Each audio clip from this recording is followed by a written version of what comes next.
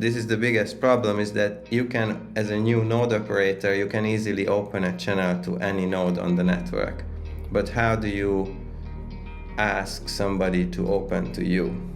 Somebody came up with this smart idea to create rings of fire, they called it at the beginning, or swaps.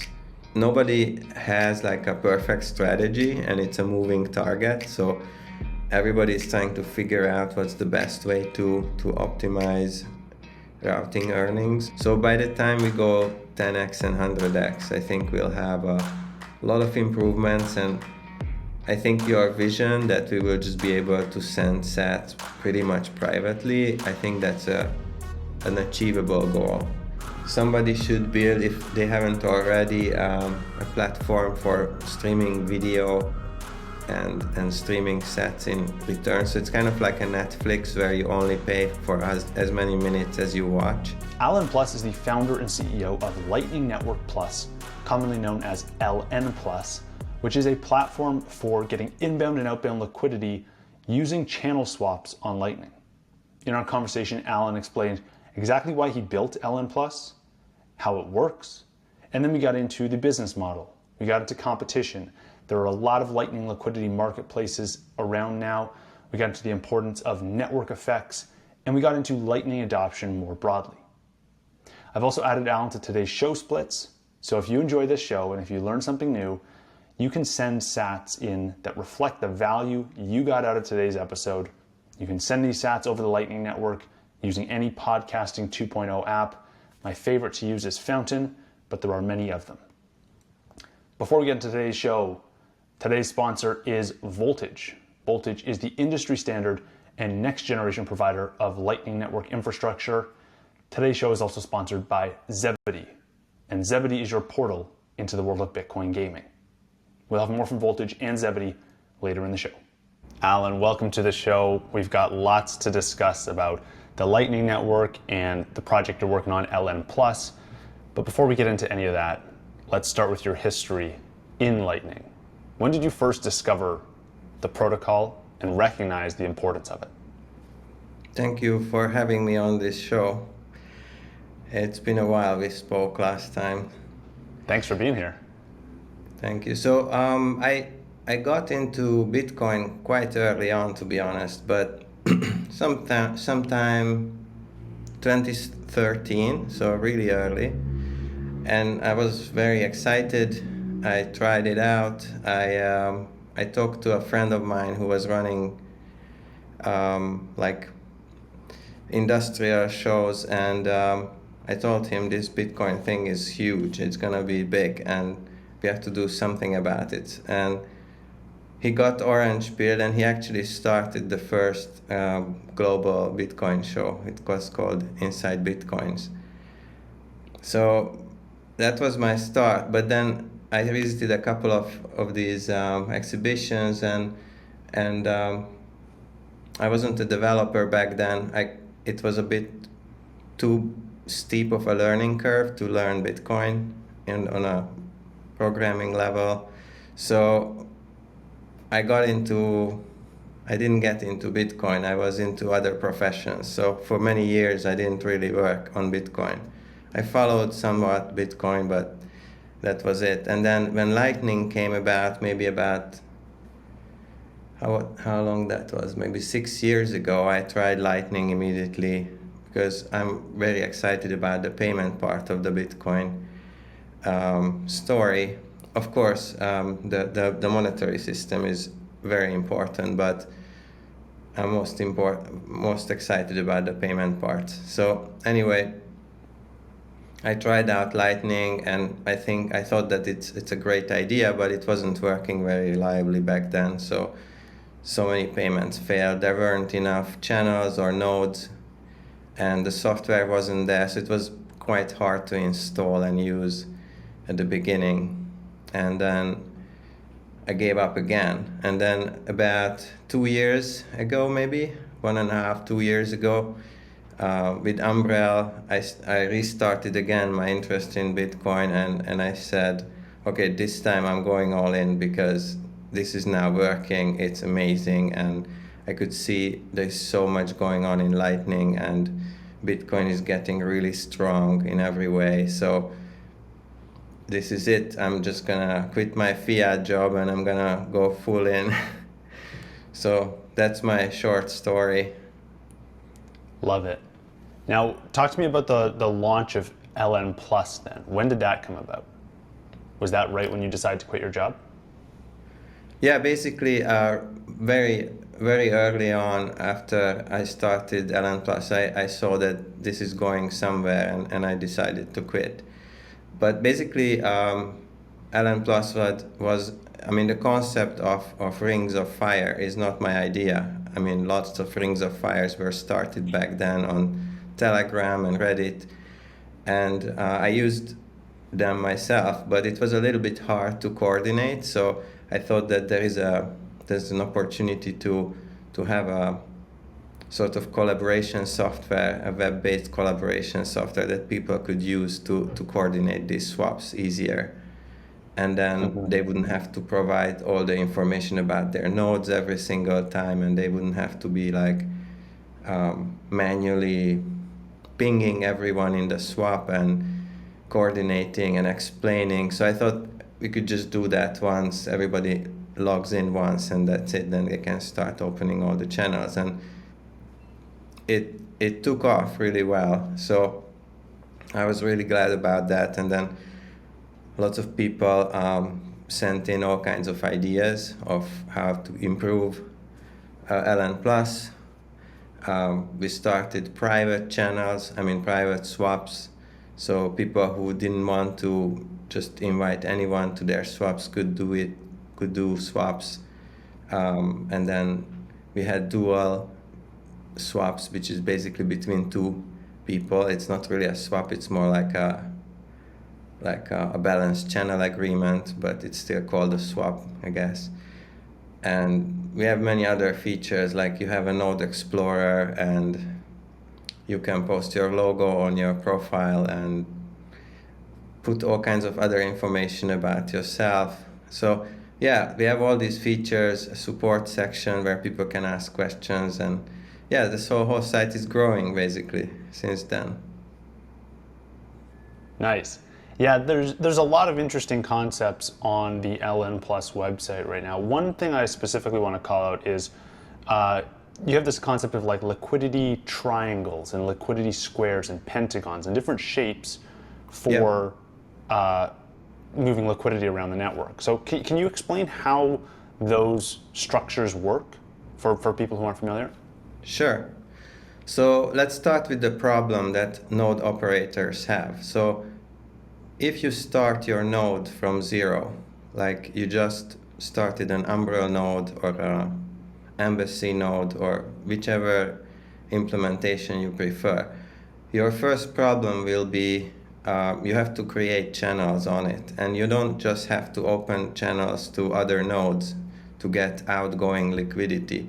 You also need channels that are open, empty on your side. So somebody has to open channels to you.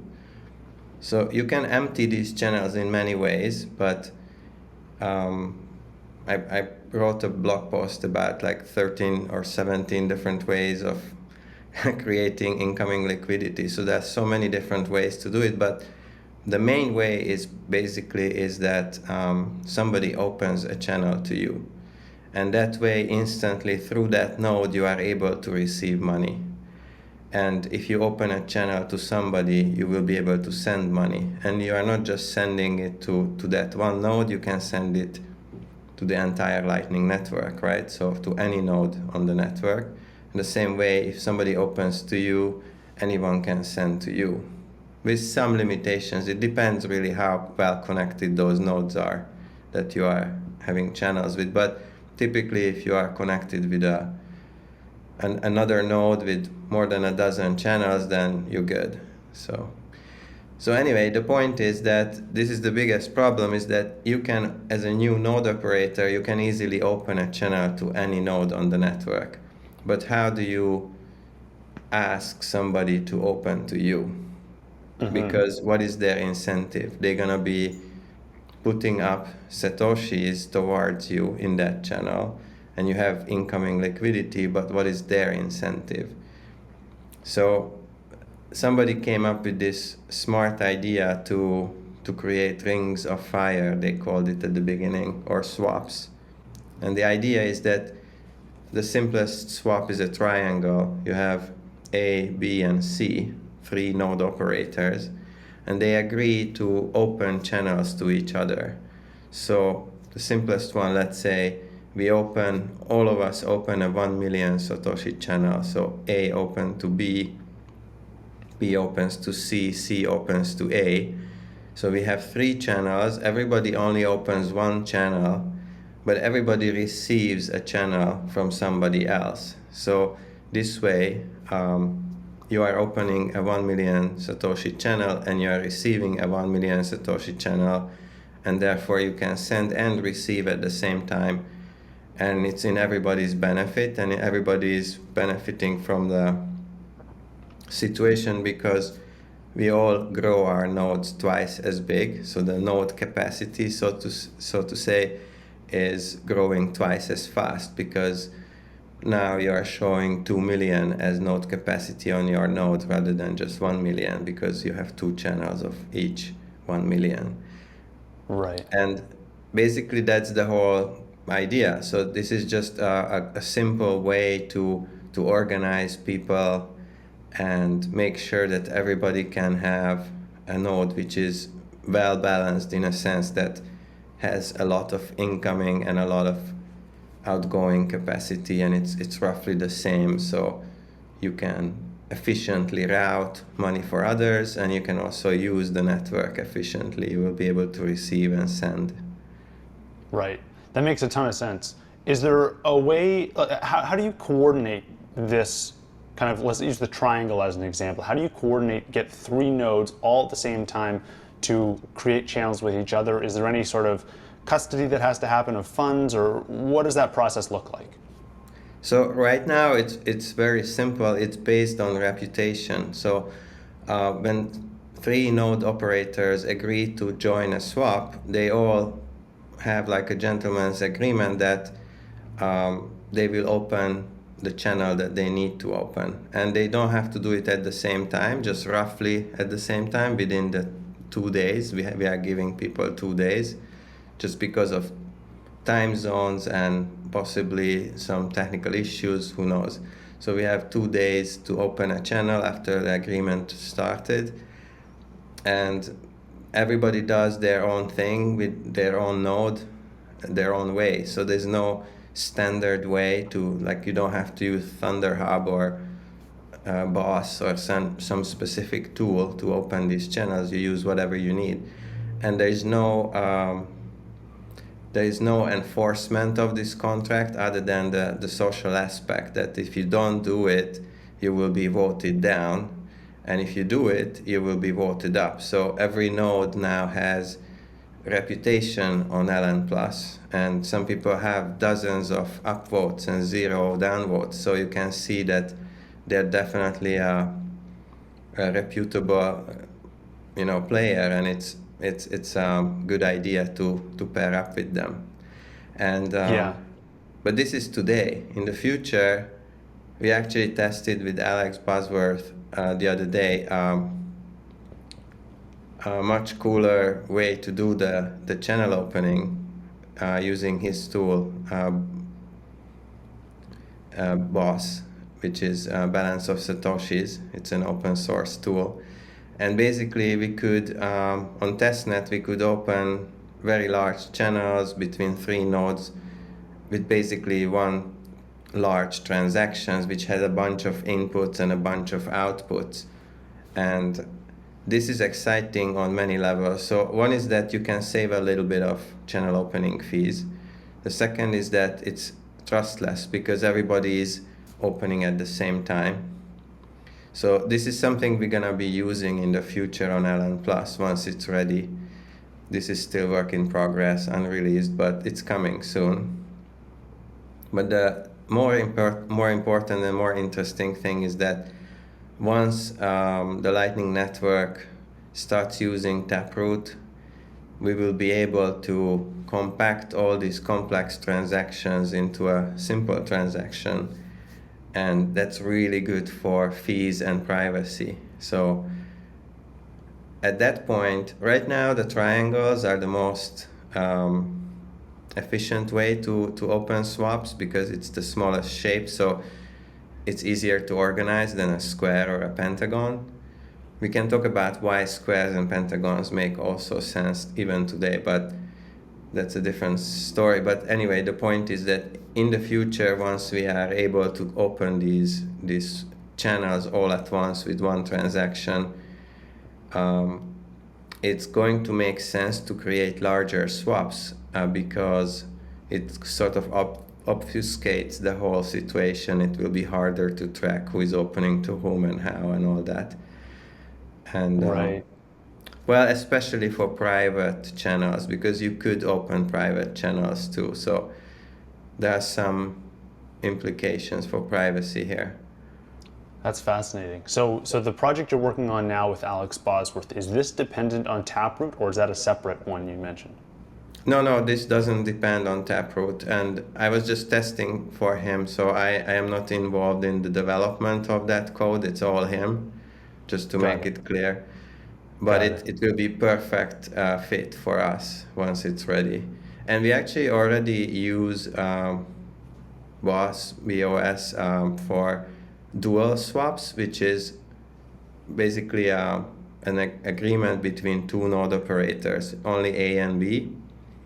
And you can see on the site on lightningnetwork.plus that you can see these lightning bolt visuals. Those are those dual swaps. It's between two parties. And basically what happens, it's already a smarter way to open a channel because both parties can put up a certain amount of satoshis. Let's say both parties put up 1 million satoshi, and then we open one channel between the two of them, and the channel is actually a 2 million satoshi channel, and both have 1 million on each side. So it's by default, when you open it, it's already balanced, and it's already twice as big, and it works trustlessly. So it's a pretty cool way to open channels as well, and you can do it through LN Plus. You can find people who are willing to do this with you. Right. So that may be even more efficient than the triangles, but just with the downside that instead of having two separate channels connected to two different nodes, you're only connected to one, right? Yes, so there are some upsides, yes, because you can open a larger channel, but the downside is that you have less channels. So if you're a new node operator, that it makes sense to participate in triangles first.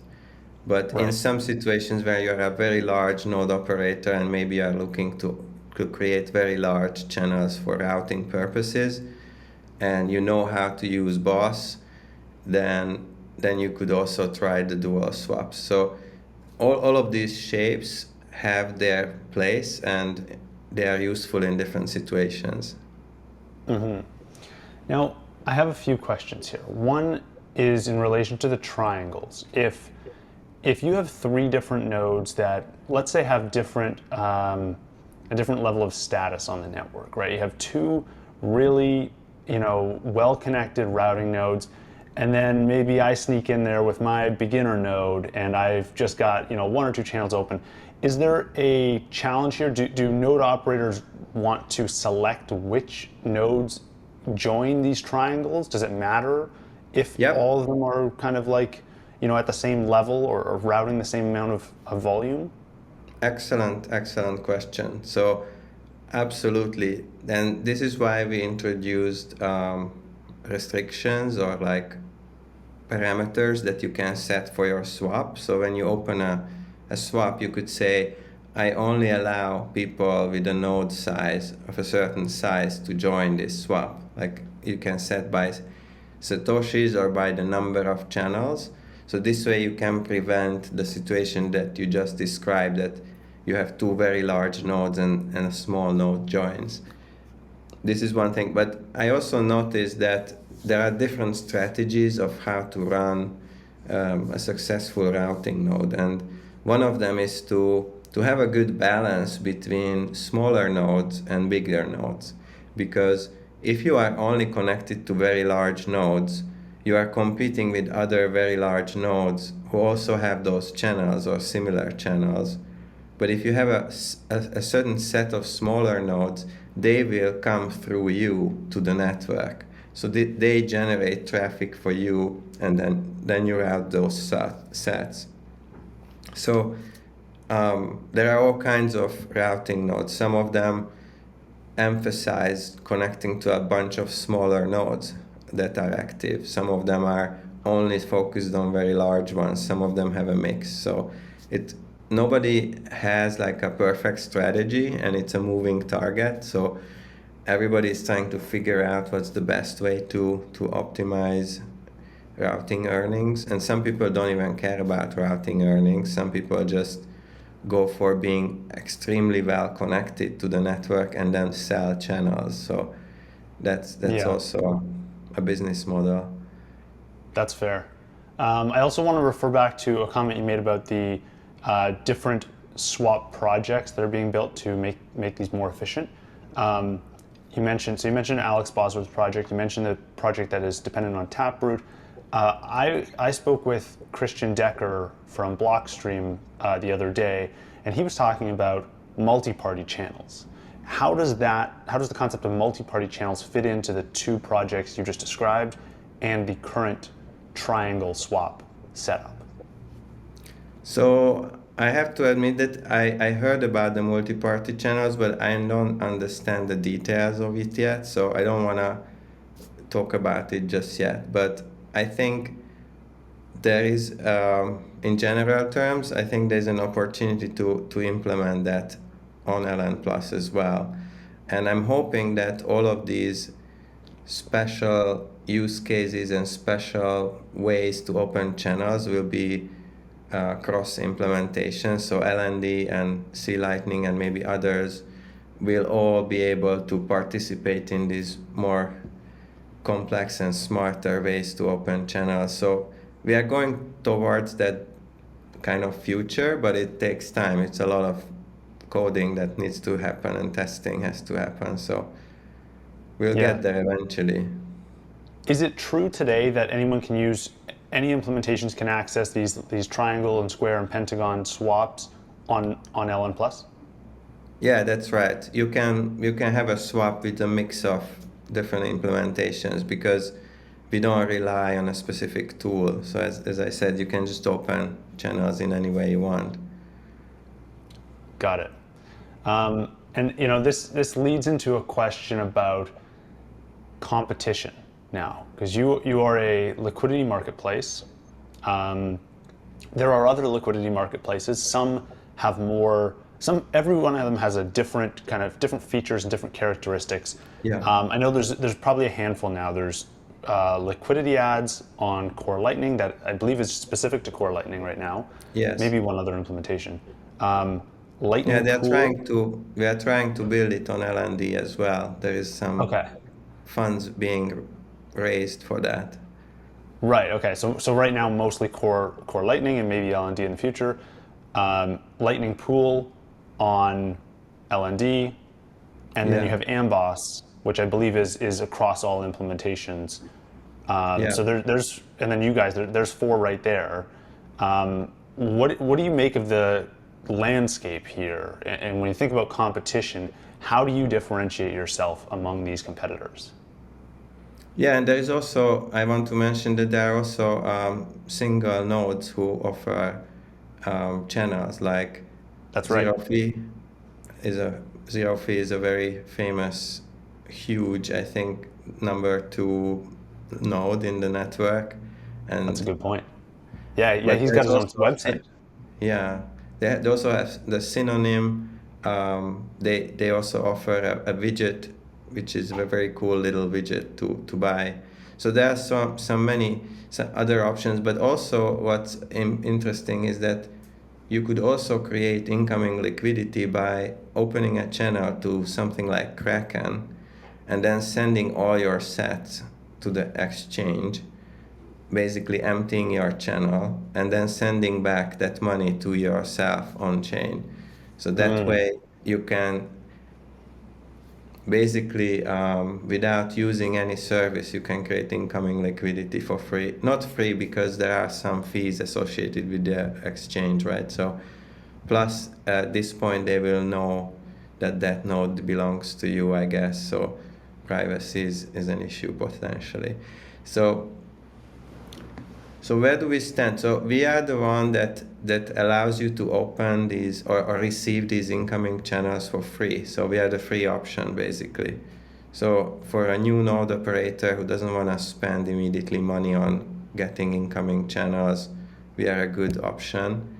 We are also a good option for small merchants who don't want to spend money on incoming channels, or maybe want a mix of buying some channels from one of these services and also having some incoming through the community. And just generally, if you are building up your node, like you're a routing node, like you do this professionally and for profit, I think opening channels in triangles is definitely a good way to go, because you want to have a good selection of channels to many nodes, and you want to have a balanced node. So at least some of your channels would be open through these triangles, if not all. But yeah, it depends. So I think we have a place in this ecosystem. I think you can see on our statistics that we opened a whole lot of channels. It's unbelievable, like tens of thousands, and it's crazy in just 1 year.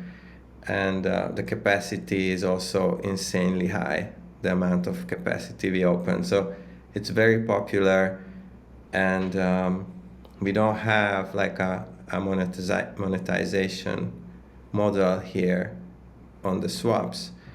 And we do make money in some other ways. So just like in every business, like for example, I think Amboss, they make money on selling liquidity for other people, like they take a cut from that, but their Explorer is free. They have a membership, I think. So in our case, our swaps are free, but we do make money by allowing people to highlight their node in the Node Explorer within Lightning Network Plus. So for a very small fee, for a few sats, you can promote your node, and then people will notice you and more likely to open channels to you. So you can get incoming liquidity through those people who notice your node. So I think all of these services make sense, and in different situations, people will use a different service, or they could even try throughout the lifetime of their node. And as their business grows, they could use different services at different times. So Yeah. What makes that the right business model to allow people to advertise their nodes and to take a fee there rather than taking a fee directly on the swap? Or is that something that you may consider over time in taking a fee on the swap as the network effect of LN Plus grows? well, I always want to I intend to keep the core product free. So it's always gonna be, at the very least, it's a freemium model, right? And maybe for some advanced features, maybe for like promoted swaps or stuff like that, we could ask for some money. So I'm not saying it always be 100% free, but some advanced features could be paid. And it's more like, it's not even for the profit. It's more like helping basically certain node operators who need to stand out for some reason, because they just, let's say it's a merchant and they just need incoming liquidity as much as possible. So it's like an opportunity for us to help these nodes grow. I think at this point, all of us, everyone who was mentioned, is interested in really growing the whole ecosystem as big as possible and make the life of node operators as simple as possible and painless as possible, because that's how you can 10x and 100x this whole ecosystem, and we don't have to really worry about making money at this stage for sure. I think we just have to be patient and help the network at this point. Mm-hmm. Now, when you think about the network growing 10x or 100x, how do you think what do you think of the strength of the network effect will be that you're building at LN Plus? Like, do you think when you look back, if we grow this network 100 times, the Lightning ecosystem is 100 times larger, and you've built up a network effect, is that going to have that strong staying power that we see in the network effects of things like Google and Facebook, where people they're almost locked into a marketplace or an ecosystem? Is that going to be as strong in the Lightning space, given that there's a lot of interoperability and there's not as many, it's not the closed ecosystem that Web 2 is? Well, my goal is to make getting incoming liquidity as easy as possible, and then I'll do my best I can, and then if the market appreciates that, great, but I'm not gonna break a sweat over it if somebody else wins. I'm still happy because I want this whole ecosystem to work. So I think what you're asking is, what is the chance that Lightning Network Plus remains relevant in once we are going 100x, right? So I have a bunch of ideas how that can happen, and one of them is something that is actually a first going to be on your show, is that we're going to launch an API soon. So I'm working really hard on that, testing the whole thing and all. And what it will allow us to do is basically certain wallets or certain tools will allow you to participate in swaps and without much friction. So you don't have to go to a website like lightningnetwork.plus and manually apply and stuff and copy paste stuff. It will all just be done for you. So for example, if you have an Umbrella node, there will be an app, and you just say, hey, I want to receive 1 million and I have 1 million to put up, and you just press a button and you just automatically join a swap, and everything will be done for you, the openings and everything. So it will be, the system will be using LN Plus's backend, but you will not be using the website necessarily. And I expect that this could happen with other tools. And I've been talking to other Lightning developers who are already building Lightning Network Plus backend into their systems. So there will be multiple places where people come into this one central repository of swaps to cooperate. And these are ephemeral, right? So people use these swaps, and then once they expire, they just go away. So it's not like a centralizing problem, because people just use it and then they just forget about it. It's not like they're logged into something like with Google.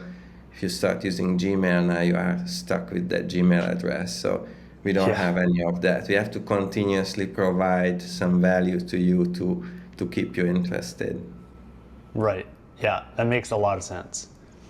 I want to talk a little bit about privacy on Lightning, because this is something that I think people initially look at Lightning and they go, okay, this is a more private version of Bitcoin, but it's nuanced, right? Like it's not like Lightning is, as soon as you go onto Lightning, everything is 100% private and no one can see anything about you ever.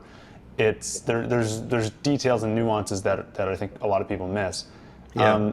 What do you think about the future of privacy on Lightning? If this ecosystem, as you say, scales 10x, 100x, and starts to incorporate a lot of global payment volume, is it reasonable to think that we're going to be able to be slinging these sats around the internet without any oversight or any regulation, or can we do this anonymously? So, yeah, obviously Lightning is more private than on-chain in some ways, because the transactions that you make on your channel are not publicly available. It's only available on the two nodes that have the channel open between the two nodes, right? So it's more private, but there are ways to kind of figure out how much liquidity, or like how many sats you have on your side and how much is on the other side by probing channels. Unfortunately, that's a possibility, and there are companies that even specialize in that. But even then, I mean, they may figure out how much money you have on your node. They don't exactly know how many transactions you make and to whom. And so it's still definitely more private. I think once Taproot comes onto the Lightning Network, which I think it's a little bit down the line, because you basically have to rewrite the whole software, unfortunately, which is probably a hard work, but it's worth it, because you have it's not just what Taproot brings, it's also, it gives you an opportunity to rethink your whole software. So it's a tough challenge, but it's really worth it. But anyway, that will make things much more private, because channel openings will be, and channel closings will be more hidden. So one layer of the Lightning Network will become much more private. So I think I'm excited about that, but also I think in the future I envision that lots of people will open lots of channels at once, and that could make it harder to track things as well, especially with these interesting ideas where you swap private keys. So there are these projects where you can it's kind of like open dime but done digitally, so you actually hand each other private keys, and I'm not sure how that's gonna happen for the Lightning Network, but there's so many developments in Bitcoin and on Lightning that will help this situation, and we are in a very early stage. So by the time we go 10x and 100x, I think we'll have a lot of improvements, and I think your vision that we will just be able to send sats pretty much privately, I think that's an achievable goal. We don't have all the bricks in place yet, but it's coming together slowly. I hope you're enjoying the show so far. I just want to give a quick shout out to our sponsor, Voltage. Voltage is the industry standard for Lightning Network infrastructure. Creating layer 2 applications and services on top of Bitcoin starts with Voltage, where you can spin up nodes, get access to liquidity, optimize your node, and much more. Voltage is leading the way as the next generation provider of Lightning Network infrastructure, and if you want to get a free trial and start using Voltage today, you can do so at voltage.cloud. If you could play devil's advocate now and talk about the opposite side of this issue, what is the case for regulators to be able to figure out who's sending all these transactions, figure out how to identify large nodes and exercise some regulatory power against them? What does that case look like? Like how might privacy on Lightning not be enough? Well, I think from the regulator's point of view, Lightning generally is designed to facilitate micropayments, so nobody really cares about those few satoshis streaming. What regulators care about is those 5,000 Bitcoin transactions that are potentially money laundering, or who knows what those are. That's not going to happen on Lightning anytime soon. And therefore, I think for regulations, Lightning will take a backseat. And Once we have very clear regulations for on-chain Bitcoin, maybe after that they will go after Lightning. But I think it's kind of like cash, so it's in every way. So nobody really cares about the $50 in your pocket. They care about the $2 million wire transfers that are coming from some island nation. So I think there is a limited time for regulators to get this this industry regulated. So they will have to pick and choose their battles, and I don't think Lightning is gonna be one. Right. Okay, so now I wanna go talk about Lightning adoption more broadly. A lot of your work here with LN Plus is in helping people get onboarded with both inbound and outbound liquidity. What are Yeah. some of the other challenges standing in the way of potential node operators that are inhibiting people and stopping them from joining the Lightning Network today? I think the number one thing is complexity of being onboarded to the Lightning Network. So getting incoming liquidity is one part of that complexity, but overall, just understanding what this means, that you have to have liquidity, is sort of a novel idea. Like, you can compare it to like credit cards, that once you get a credit card with a certain limit, now you have a liquidity up to that limit.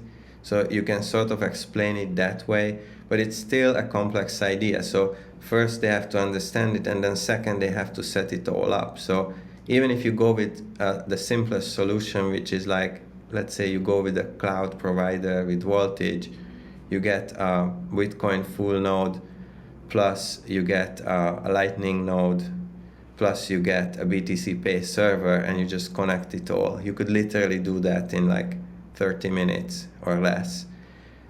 But you have to know what to connect to what, and how does this all come together, and what do you have to pay attention to. So if you're a merchant, you don't want to learn all of that complexity, and you don't really want to trust a consultant who does it for you. And also, I don't really see many consultants doing this work anyway.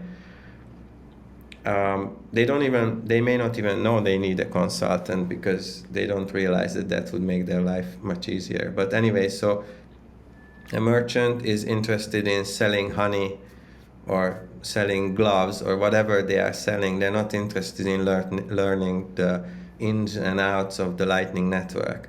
So if there was a solution where you literally can just go to a website, sign up, and press a button, and everything is built for you, that would be a huge help. And I think that is definitely possible, and certain companies will work on that. So I think this is the biggest challenge. The learning curve is too steep for most people who are not technical. So I know that it's getting much better. So I'm very optimistic this will be resolved. So for an average user, something like a Blue Wallet or a Moon Wallet or one of those simplified wallets is already a great achievement, because they don't have to like learn all of the Lightning in order to just use Lightning. But for a merchant, you still have, I think Breeze is a pretty good solution right now, but they still need some work to do. So yeah, I mean, I think this is the biggest challenge, to make it much simpler. Right. So this almost takes the approach of, rather than trying to teach everyone and kind of like take them through this very steep learning curve, it's just make the product so simple they don't even have to learn about it, right? They don't have to know the intricacies of how Lightning works, just like most people today don't really know the intricacies of how the internet works. Is that the idea? Yes, and I think what should happen, or what will happen, is that first you use this super simplified experience, but then later you are like, but I want to have more control, so I'm willing to learn a little bit more in order to have that control. And over time, most intelligent people will be able to learn the details and even run their own Lightning Network node and on BTC Pay server. so they can be completely separate from these companies, these third-party companies. But it cannot be the first step to be able to install a Linux command line something, because that's just too hard. Right. So it's there. If you want more complexity, you'll always have that option, but we need to start with that simple approach. Is stablecoins on Lightning also a inhibitor in your mind, something that's preventing, let's say, merchants from joining the Lightning Network today, or is that kind of a further down the road problem? Are you referring to Taro or just in Yeah, general or to? stablecoins in general, but yeah, Taro's one of the big ones. Like, do you think that's a problem that merchants don't have that ability right now to accept payments in USD? I guess in some limited capacities they do through Strike, but globally there's Yeah. not that opportunity. I don't know. I did not think about this before. I'm very much thinking in a future where only Bitcoin exists, and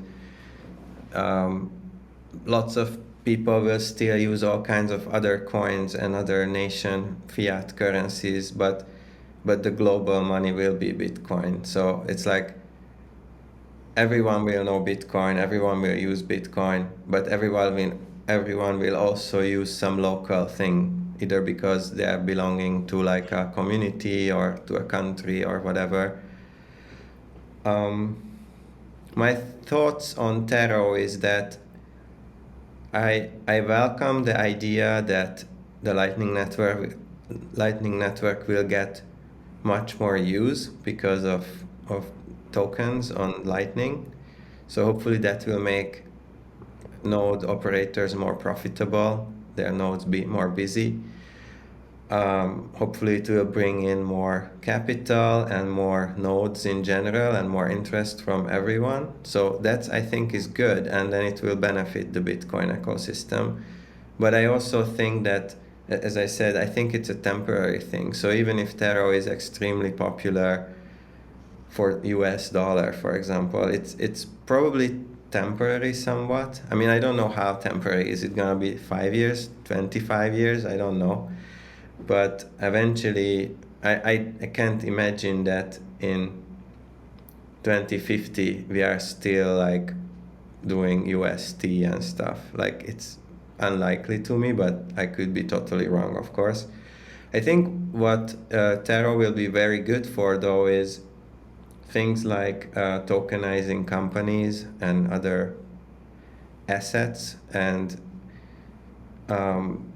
so I'm really excited about this idea, which we had since the beginning of Bitcoin, is where, let's say you have a car which is tokenized in some way, and it's actually, so the token represents your car for real, and then you can just exchange sats for that token, and then that's how you actually buy a car legally, in a sense that would be acceptable by government and whatever authorities, the police. So this way you could just with a smart contract very easily buy things like land and companies, or shares in companies, or anything else, physical art. So I think that's pretty cool if we can get there, but obviously it all depends on a third party and oracles. So it's the same problem that the whole DeFi kind of ecosystem has, is that you can't really tie tokens to the real world without some third party you have to trust. So it's exciting and there are use cases, but I don't think it's going to be the main use case of the Lightning Network going forward. Right. I was having this conversation as well with Alex Leishman at River, and we were talking about the U.S. dollar and like whether or not the U.S. dollar and Bitcoin is going to be a popular swap for into the future, 50 years from now. Yeah. And I think that the point he was making that was, I think, right on, was like there's always going to be something to swap with Bitcoin. It may not be the U.S. dollar, and I think that Yeah. was where I don't want to put words in his mouth, but I think that was where his excitement from Taro was coming from, and I buy this as well. Like this idea that Taro is going to enable new assets. We don't necessarily know what those successful assets will be.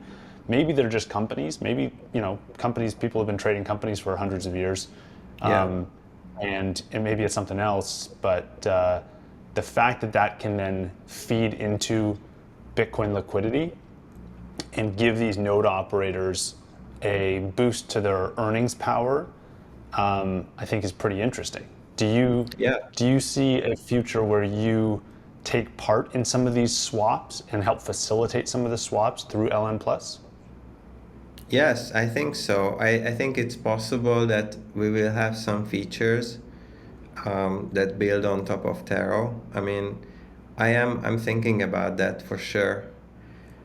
Even if, I mean, maybe in the distant future, the only transaction you will ever do swapping your bitcoins for US dollars is when you pay taxes, right? Because that's always gonna be local fiat currency. It's unlikely that governments will ever just switch to Bitcoin entirely, because then there will be no point of the fiat currency at all. So they will keep that as the last thing that you can pay with Bitcoin probably.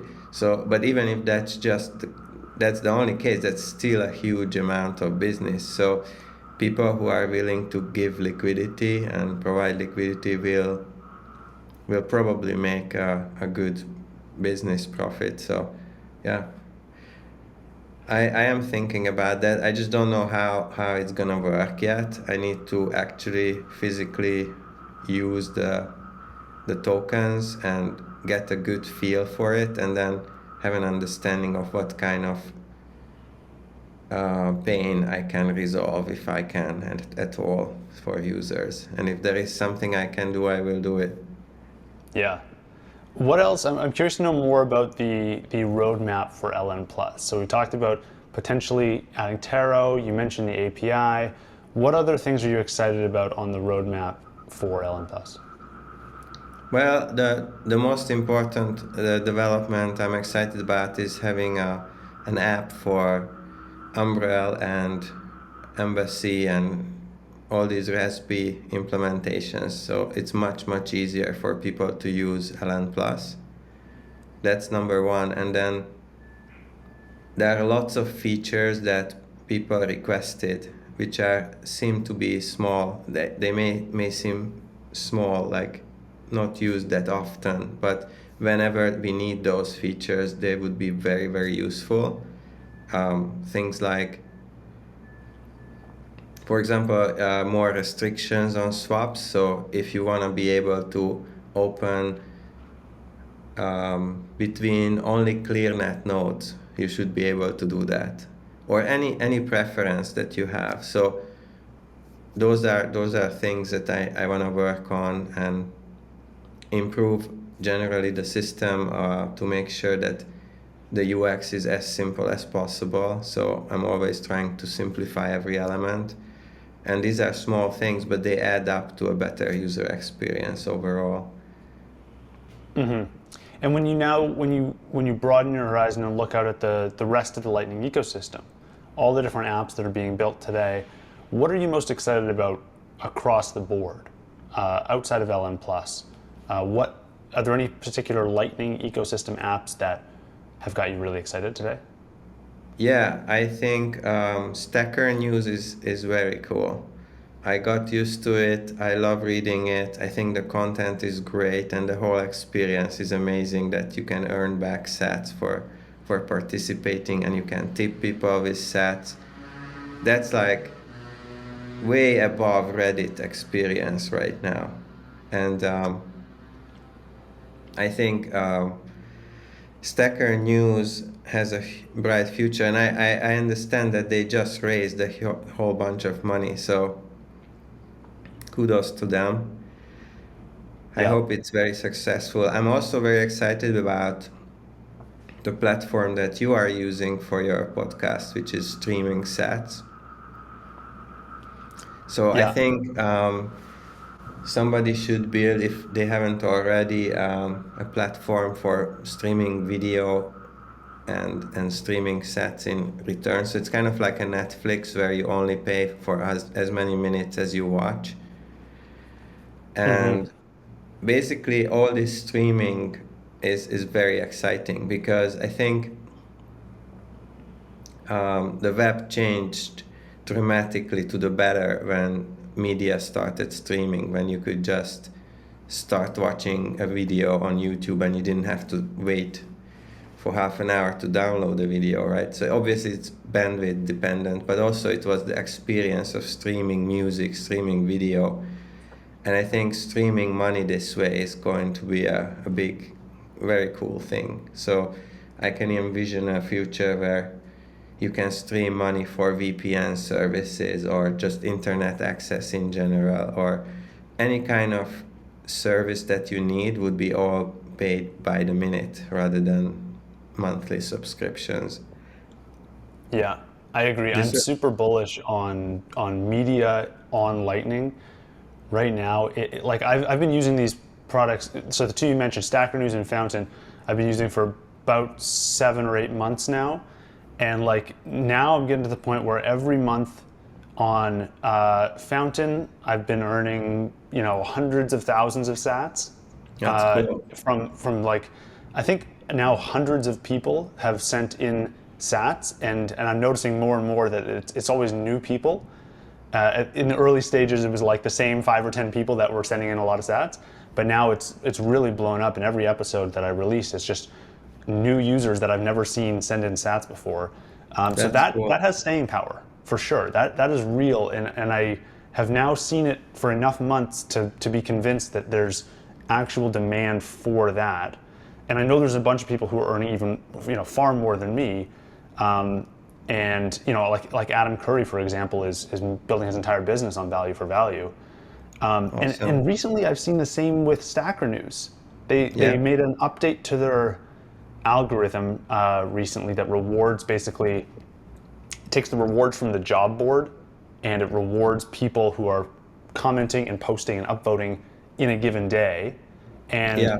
yesterday or actually this morning, I just checked my phone and I earned like 10,000 Sats Yeah. because I had a Super couple of cool. posts that went to the top of the board.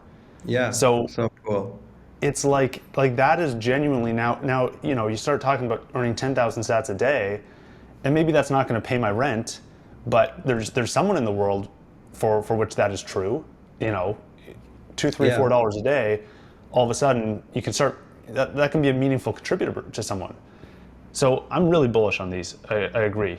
I wonder if you think that there's when you look at the payments that will flow through for LN Plus and for routing nodes everywhere, do you think the majority of payments are going to be, and this is maybe at a mature Lightning state when everyone's using it, will the majority of dollar volume or Sat volume be for payments that we know in the fiat world, like paying rent or paying paying a merchant?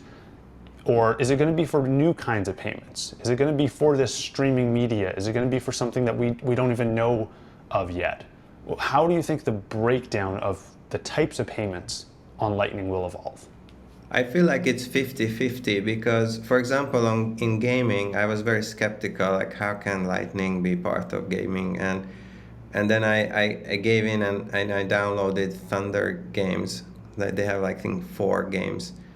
And I loved it because it doesn't matter how little you can earn, but the fact that you can actually earn sats for playing, that's very exciting, and that's not something I have experienced before. Maybe I'm not a hardcore gamer enough, but I never earned money by playing, and this is the first time I do that. So that's a completely new experience for me, at least. So, and also earning money for posting stuff on Stacker News, or commenting, like you can actually earn money for just posting a great comment. That's really cool too. Reddit should have done that years ago. So it's like these are completely new things, but that we will also be, I think, receiving our salaries and paying for our coffees. So those are very traditional, old school ways of using money. But I think Lightning definitely makes it so much easier to integrate it into all kinds of applications and new ways of yeah. So basically, talk is cheap, right? Like if you want to appreciate somebody, give them a tip. That's when you gave a part of your hard-earned money to somebody else. That's real appreciation. Yeah, thank yous are also very welcome, but and sometimes very motivating. But when you give even a very little money, that's a whole another level of appreciation. And I think sats will be playing this role of kind of like sending around appreciation in the economy of not just entertainment but in general. Yeah, I 100% agree. All right, I want to get into a final closing round. I call it the lightning round. And this is an opportunity for listeners to send in questions and be potentially added to the show splits. We didn't get any listener questions for this episode, but I have a few of my own. So are you ready for the lightning round? Yes. Welcome to the lightning round presented by Zebedee, your portal into the world of Bitcoin gaming. The Zebedee app offers a full-featured Lightning wallet seamlessly integrated with your own personal gamer tag so that you can earn Bitcoin on all of Zebedee's games on mobile and desktop. It's never been more fun to earn Bitcoin, and Zebedee is your key to it all. To claim your personal gamer tag and start earning some Bitcoin of your own, download the Zebedee app today. All right, let's get into it. There's a saying in Bitcoin, and I think this was started with Michael Saylor, that Bitcoin is hope. Now, when you think about the impact Bitcoin will have on the world, what are you most hopeful about? The most hopeful I'm about is equality of opportunity. So a person at the end of the world compared to the developed world, right, can actually participate in the world economy, and whatever their skill is, whether they can do an illustration or do a voiceover or translate a piece of text, anything they can do, they can actually create a Lightning wallet or a Bitcoin wallet for themselves and be paid for those services that they can provide over the internet. And suddenly this just creates so much more equality in the world. There are so many billions of people who did not have this opportunity to be part of the global economy, and now they can be. I think that's my biggest hope, and this is what's going to create the most amount of well-being in the world. That's fair. I like it. Are there any books that have meaningfully changed your view of the world? I like Ayn Rand.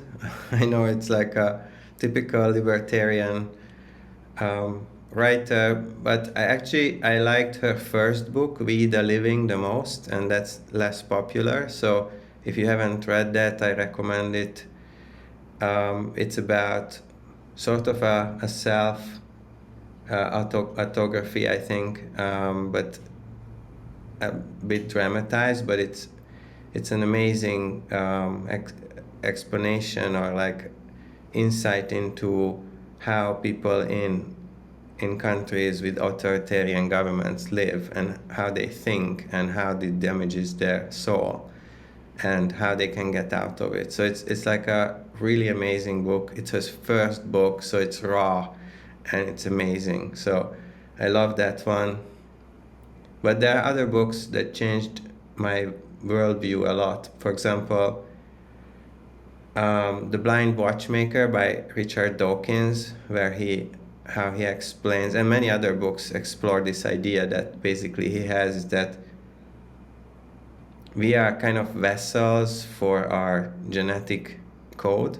So we think of ourselves as like these beings that run around the world and do our thing. But really what is happening at a very deep level is that we have a genetic code which wants to survive into the future, and we are sort of their spaceship. We are making it possible for this genetic code to survive and be transplanted into another spaceship, which is our kids. And this has been going on for so many millions of years. And they're building better and better spaceships, which is basically evolution. So it's a fascinating, different way of looking at the world. And from sci-fi, I really like the Chinese writer Liu Cixin, and he wrote the trilogy, um, The Three Body Problem. That's his most famous book, I think, and it takes you from the Chinese Cultural Revolution all the way to the end of the universe. So through those three books, you have a huge span of time, and I don't want to spoil any of it, but you're gonna absolutely love it, especially if you haven't read any Asian sci-fi yet. So yeah, that's a book that I think a lot about, because in so many life situations, it reminds me what I read in those books. Yeah. Awesome recommendations. I like that. If you could only hold your wealth in one asset for the next decade, and it couldn't be Bitcoin, what would it be? That's a really cool question, and I listen to your show, and every time this comes up, I'm like, okay, I want to hear what the person will say. And you know, the my first reaction is gold, but not really. So what I would actually do, and maybe this is not the correct way to answer this question because it's not really an asset, but what I would do is I would spend money on creating a database or a library of DNA code, and I would hold sort of my money in creating this library and maintaining it, because I'm always scared that we are losing certain genetic diversity which could be extremely useful in the future. So you think about it, the whole world is kind of like a giant GitHub repository, and we don't know 99.9% of what it does. But in the future, we will want to know and we will want to use it. And it would be great if somebody created this repository. So once we have the technology to revive those long dead species, and I'm not just talking about like mammals, I mean, it's anything, plants and mollusks and bugs and ants and everything, all kinds of things that have DNA, even scary stuff like viruses and stuff. So obviously it has to be done in a very safe way, and I'm thinking only just the code itself, not the actual living things. So I don't know if that's a good answer, but this is what I would do. I think you won for the award of most unique answer. You're the champ so far. That's an interesting one. I mean, I also, yeah, I've been waiting for someone to suggest just like what you're suggesting, but in a more generalized way, is just like investing in some project that you yourself want to build, or like betting on yourself. I think I haven't heard anyone say that that's what they would choose to do, but that's a very fair possibility as well. If you had to guess today, how much dollar volume is flowing through the Lightning Network each year? Oh yeah, so I think it's similar to on-chain. Okay, wait, not the volume, but in terms of transaction count, I think we have roughly as many transactions as on-chain, but the volume Wow. is much, much lower, maybe 1/100th of it only because it's microtransactions. So it's Yeah. very hard to know, but I think it's maybe 1/100th, even less than that in terms of volume. But so you think that right now the number of transactions happening on chain and on Lightning are roughly the same? I believe so. I tried to calculate this from many different angles, and I read all the research around it, and this is like an average of all of that information, because obviously we don't know it for sure, but we have Right.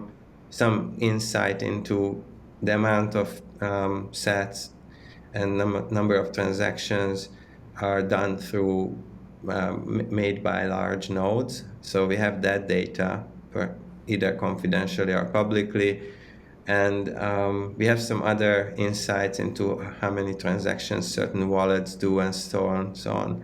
So I think we are reaching that point, or already left. I mean, already more than on chain, I think, which Yeah. Are is, you able to share any of the data or the metrics or the methodology you're using to come into that estimate?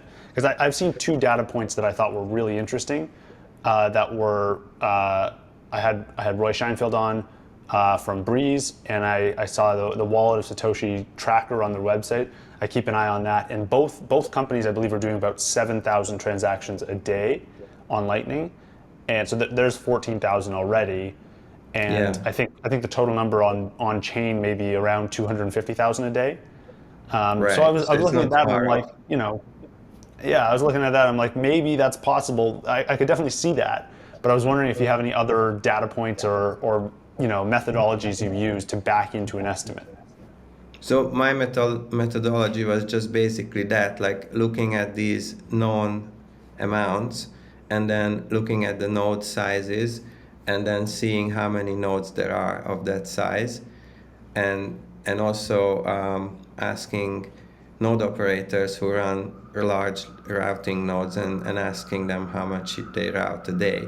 Some of them are public about it. So that's all I did. So it's not very scientific or comprehensive. It's just a rough estimate. But I think it's the very least we are doing as many as on chain already. Because if you just look at the streaming, that's like a stream of transactions, right? So you're not just making one for a show, you're making 40 a show per show. So it could be misleading because you're making so many transactions, but it's really just one donation, to be honest. But still, I mean, it doesn't matter. The point is that we are making these transactions. It's exciting, and it's something that I think a lot of people still haven't clued into. I think if Yeah, people like, especially in the outside of the Bitcoin space, I think if you ask them how much activity is happening on Lightning, they'd say, "What's Lightning?" Or like yeah. maybe nothing. Like they think it's kind of like a ghost town. So it's cool to hear your perspective on this, and that we may actually be beyond the number of Bitcoin transactions that are happening already. Yeah, My I think final so. question for you is a Yeah. follow up on this one, and that is, in a decade, how many people will be making Lightning transactions? So I think um, right now we have maybe 1 million people already using Lightning. Not every day, but regularly, meaning more than once a year, let's say. But most of these users are using custodial solutions, and I think that's going to continue into the future. So I don't see that we're gonna have more than 100,000 Lightning nodes in a few years. I think that's the most I can envision, but maybe my thinking is too small. But I think on custodial solutions, we're gonna have several more million. So that's my estimate. We're gonna have 100,000 Lightning nodes, and that have active channels, and we have maybe 5 million people using Lightning, which is still nothing compared to the world population. So we have a lot to do, but in the next 5 years, if we could achieve that, I think that would be amazing, and then we can grow even further. And at that point, there will be a tipping point where suddenly it just makes so much sense for everyone to accept Lightning payments and everyone to start using Lightning, that it will be like an exponential growth suddenly. So I don't know what that tipping point is, but we are nowhere there yet, obviously. We are just in that very, very early phase, almost flat, barely any growth. Like the charts that you post on Twitter look really cool, but compared to what we will have in 10 years, those It's charts all will going to look look flat. tiny. Yeah. So, yeah, I think, yeah, that's my estimate. I like it. Thank you so much for taking the time today. I learned a ton. I know listeners will as well. Where can listeners go to learn more about you and the work you're doing? So if you go to Twitter, BTC_Alan is my handle. I post a lot about Lightning every day, and I welcome everyone to join the conversation there. Sometimes we have very wild conversations, especially when some detractors join in. And then you're also for Lightning Network Plus. Is it Lightning Network dot plus? Is that the URL? Yes, Perfect. lightningnetwork.plus, that's the website. Got it.